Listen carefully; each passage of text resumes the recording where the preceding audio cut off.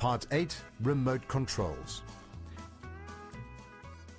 The Nova rolling code remote controls must be coded into the Nova plug-in receiver. Ensure that nobody is standing in the way of the gate when you follow this procedure, as the operator is going to run. With power connected to the controller, take one of the transmitters and press and hold one of the buttons for just longer than 5 seconds. The operator will activate when this transmitter has been coded into the system. This first transmitter becomes the master and is used for coding any additional transmitters, so please mark this transmitter clearly. To add any additional transmitters, proceed as follows.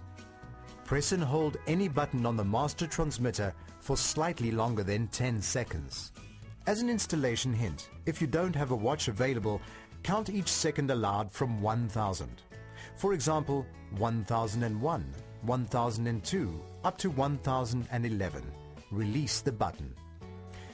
The receiver is now in program mode and will stay in this mode for 10 seconds. Take the next transmitter, and this is important, press and release the button you want to use to operate the gate. The receiver stays in program mode for 10 seconds after each new transmitter is added. If you have no further transmitters to add, wait 10 seconds for the receiver to drop out of program mode. Test the transmitters to make sure that the coding has been done successfully.